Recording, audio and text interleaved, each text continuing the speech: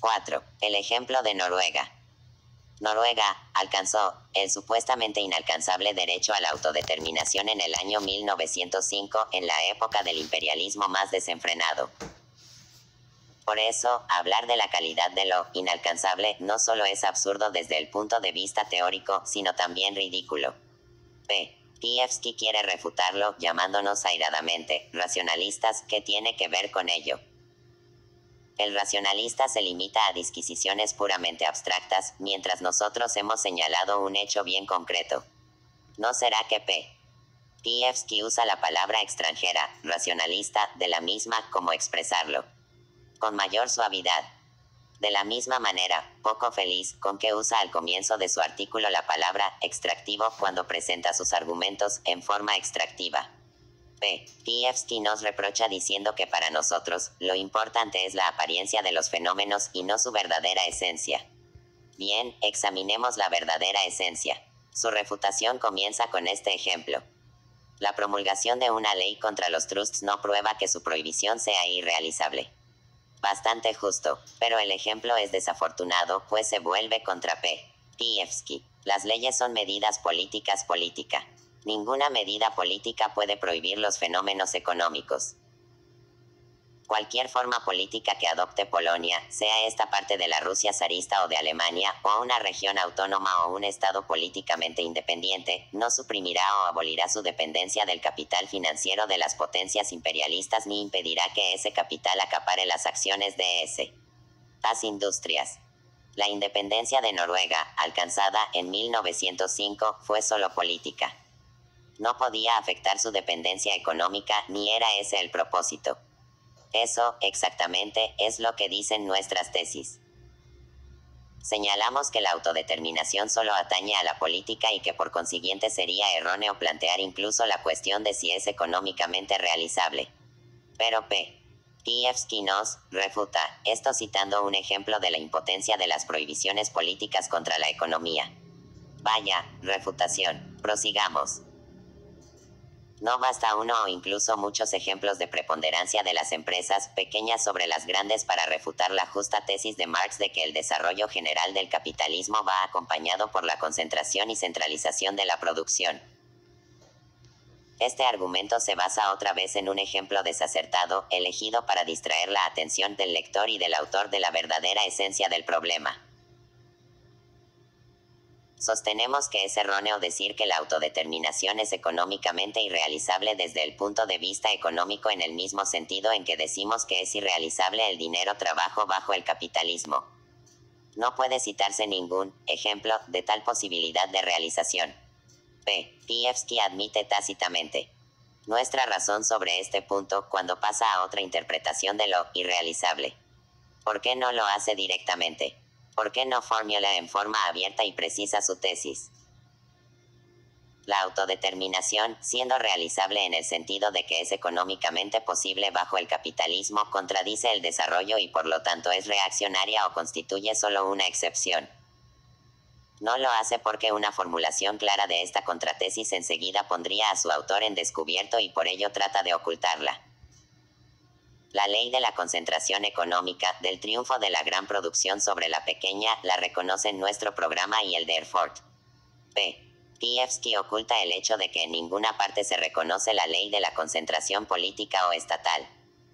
Si fuese una ley de esa clase, en caso de existir tal ley, entonces ¿por qué P. Pievsky no la formula y propone que sea incorporada a nuestro programa? Es justo de su parte dejarnos con un programa malo e incompleto, en vista de que él ha descubierto esta nueva ley de la concentración estatal que tiene un significado práctico, ya que libraría a nuestro programa de conclusiones erróneas. P. Pievsky no formula esa ley, no propone que se la incorpore a nuestro programa, porque tiene el vago presentimiento de que si lo hace se convertiría en un hazmerreír. Todo el mundo se reiría de este divertido economismo imperialista, si fuera expresado abiertamente y si, junto con la ley de desplazamiento de la pequeña producción por la grande, se expusiera otra ley que estuviera relacionada con la primera o que coexistiera con ella del desplazamiento de los estados pequeños por los grandes. Para aclarar esto vamos a formularle solamente una pregunta a P. Pievsky. Porque los economistas sin comillas no hablan de desintegración de los modernos trusts o de los grandes bancos, o de la posibilidad y factibilidad de tal desintegración. Porque hasta el economista imperialista, entre comillas, está obligado a reconocer que la dispersión de los grandes estados es posible y realizable, y no solo en general, sino por ejemplo, la separación de las pequeñas nacionalidades, obsérvese bien. De Rusia, del capítulo 29 del artículo de P. Pievsky. Por último, para demostrar con mayor claridad aún hasta dónde llega nuestro autor, y para ponerlo en guardia, señalaremos lo siguiente. Todos aceptamos la ley del desplazamiento de la pequeña producción por la grande, pero nadie teme calificar un ejemplo específico de predominio de pequeñas empresas sobre las grandes, de fenómeno reaccionario. Hasta ahora ninguno de los adversarios de la autodeterminación se ha atrevido a calificar de reaccionaria la separación de Noruega de Suecia, aunque nosotros, desde el año 1914, planteamos esta cuestión en nuestras publicaciones asterisco. La gran producción es irrealizable, por ejemplo, si se conservan las máquinas manuales. Es completamente absurda la idea de que una fábrica mecánica pueda desintegrarse en talleres de artesanos. La tendencia imperialista hacia grandes imperios es completamente realizable, y a menudo se realiza en la práctica en forma de alianza imperialista entre estados soberanos e independientes políticamente independientes.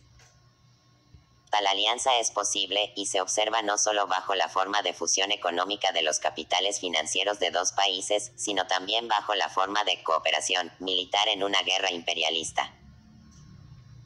La lucha nacional, la insurrección nacional, la separación nacional son completamente realizables, y se manifiestan en la práctica bajo el imperialismo, y son aún más pronunciadas pues el imperialismo no frena el desarrollo del capitalismo y el crecimiento de las tendencias democráticas entre las masas de la población, sino que, por el contrario, acentúa el antagonismo entre sus aspiraciones democráticas y la tendencia antidemocrática de los trusts. Solo desde el punto de vista del economismo imperialista, es decir, del marxismo caricaturizado, se puede ignorar, por ejemplo, este aspecto peculiar de la política imperialista. Por un lado, la actual guerra imperialista nos brinda ejemplos de cómo la fuerza de los vínculos financieros y de los intereses económicos arrastra a un pequeño estado políticamente independiente a la lucha de las grandes potencias Inglaterra y Portugal. Por otro lado, la violación de la democracia respecto de las pequeñas naciones, mucho más débiles económica y políticamente que sus protectores imperialistas, da origen a rebeliones Irlanda o a la deserción de regimientos enteros a las filas del enemigo, el caso de los checos. En ese caso, no es solamente realizable desde el punto de vista del capital financiero, sino a veces inclusive productivo para los trusts, para su política imperialista, para su guerra imperialista, conceder la mayor cantidad posible de libertades democráticas, inclusive la independencia política a algunas pequeñas naciones, para no correr el riesgo de hacer peligrar sus propias operaciones militares. Descuidar la particularidad de las relaciones políticas y estratégicas y repetir, venga o no al caso, una sola palabra, imperialismo, aprendida de memoria, nada tiene que ver con el marxismo. Sobre Noruega, P. Pievsky nos comunica, en primer lugar, que siempre ha sido un estado independiente. Esto no es cierto, solo puede explicarse por la negligencia, bolshicos, del autor y su despreocupación por los problemas políticos. Antes de 1905 Noruega no era un estado independiente, aunque gozaba de una muy amplia autonomía. Suecia reconoció la independencia política de Noruega solo después de separarse esta. Si Noruega fue siempre una nación independiente, el gobierno sueco no habría comunicado entonces a las otras potencias, el 26 de octubre de 1905, que reconocía la independencia de Noruega. En segundo lugar, P. Pievsky cita una serie de declaraciones para probar que Noruega miraba hacia Occidente y Suecia hacia Oriente, que en un país actuaba con preferencia el capital financiero inglés y en otro el alemán, etc. Y de allí extrae la triunfante conclusión. Este ejemplo, Noruega, se ajusta a nuestro modelo. He aquí una muestra de la lógica del economismo imperialista. Nuestras tesis señalan que el capital financiero puede dominar en cualquier país, aunque sea independiente, y todos los argumentos sosteniendo que la autodeterminación, desde el punto de vista del capital financiero, es irrealizable, no son más que puro embrollo. Ofrecemos datos que confirman nuestras tesis sobre el papel desempeñado por el capital financiero extranjero en Noruega antes y después de la separación, y se alega que estos datos refutan nuestra tesis. Explayarse sobre el capital financiero para dejar de lado las cuestiones políticas. ¿Es esa la forma de discutir sobre política? No, las cuestiones políticas no desaparecen debido a la lógica defectuosa del economismo. En Noruega, actuaba el capital financiero inglés antes y después de la separación. En Polonia el capital financiero alemán actuaba antes de su separación de Rusia y seguirá actuando allí, cualquiera sea la situación política de Polonia. Esto es tan elemental que resulta embarazoso tener que repetirlo. Pero ¿qué podemos hacer cuando se ha olvidado el ABC? Hay que hacer caso omiso por ello del problema político de la situación de Noruega. Del hecho de que haya pertenecido a Suecia. De la actitud de los obreros en el momento que surgió el problema de la separación. P. Pivsky elude estos problemas porque golpean duro a los economistas.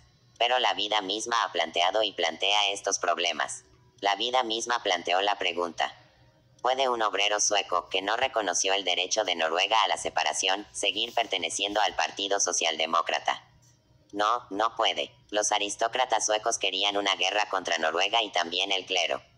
Este hecho no desaparece porque P. Pivsky ha olvidado leerlo en la historia del pueblo noruego. El obrero sueco podría, sin dejar de ser socialdemócrata, haber aconsejado a los noruegos que votaran contra la separación. El referéndum sobre la separación, que tuvo lugar en Noruega el 13 de agosto de 1905. Dio 388.200 votos por la separación y 184 en contra, con la participación de alrededor del 80% del electorado. Pero el obrero sueco que, como la aristocracia y la burguesía suecas, hubiera negado a los noruegos el derecho de decidir esta cuestión por sí mismos, sin los suecos, y prescindiendo de su voluntad, habría sido un socialchauvinista y un infame que el Partido Socialdemócrata no podría haber tolerado en sus filas. Así es como debería aplicarse el 9 de nuestro programa de partido, que quiere saltar nuestro economista imperialista. No lo pueden saltar, señores, sin caer en brazos del chauvinismo. Y el obrero noruego, era su deber desde el punto de vista del internacionalismo, votar por la separación. De ninguna manera, podía haber votado contra la separación sin dejar por ello de ser socialdemócrata. Solo habría faltado a su deber de miembro del Partido Socialdemócrata si hubiera tendido su mano a un obrero sueco centurionegrista, enemigo de la libertad de separación de Noruega. Cierta gente no quiere ver esta diferencia elemental entre la posición del obrero noruego y el sueco. Pero se traicionan a sí mismos cuando eluden este problema, el más concreto de los problemas políticos que nosotros les planteamos abiertamente. Se callan, lo esquivan y de ese modo abandonan su posición. Para probar que el problema noruego puede surgir en Rusia, hemos formulado deliberadamente esta tesis. Desde el punto de vista exclusivamente militar y estratégico, es completamente realizable, inclusive en la actualidad, un Estado polaco separado. P. Pivsky quiere discutirlo, pero se calla. Agreguemos esto. También Finlandia, fuera de consideraciones exclusivamente militares y estratégicas, suponiendo cierto resultado de la presente guerra imperialista, por ejemplo que Suecia se una a los alemanes y una semivictoria de estos últimos puede convertirse en un estado separado, sin entorpecer la realización de ni siquiera una sola operación del capital financiero, sin hacer irrealizable el acaparamiento de las acciones de los ferrocarriles y las industrias de Finlandia *. P. Pivsky busca salvarse de las desagradables cuestiones políticas con una frase sorprendente que es sorprendentemente característica de todos sus argumentos. En cualquier momento, así dice textualmente al final del C del capítulo. Y la espada de Damocles puede descargarse y poner fin a la existencia de un dólar independiente, una alusión a la pequeña Suecia y a Noruega. Esto, al parecer, es verdadero marxismo. No hace más de 10 años que existe el Estado independiente noruego, cuya separación de Suecia fue calificada por el gobierno sueco de medida revolucionaria. Pero ¿acaso vale la pena examinar las cuestiones políticas que de esto se siguen, si hemos leído El Capital Financiero de Hilferding y lo hemos entendido, en el sentido que, en cualquier momento, ya que exageramos, lleguemos hasta el final? Un pequeño Estado puede desaparecer. ¿Acaso vale la pena prestar atención al hecho de que hemos desfigurado el marxismo transformándolo en economismo y hemos convertido nuestra política en un fárrago de discursos de empedernidos chauvinistas rusos? ¿Qué error cometieron los obreros rusos en 1905 al aspirar a una república? El capital financiero ya se había movilizado contra esta en Francia, Inglaterra, etc. Y, en cualquier momento, la espada de Damocles podía haberla derribado en el caso que hubiera surgido. La exigencia de la autodeterminación nacional no es utópica en el programa mínimo. No contradice el desarrollo social por cuanto su realización no detendrá ese desarrollo. P.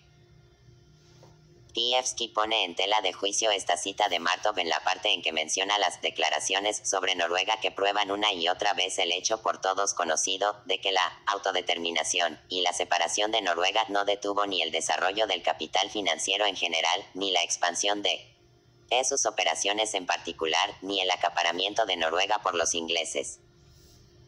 Ha habido bolcheviques, por ejemplo Aleksinsky en 1908 a 1910, que discutieron con Martov precisamente cuando Martov tenía razón, que Dios nos libre de semejantes aliados.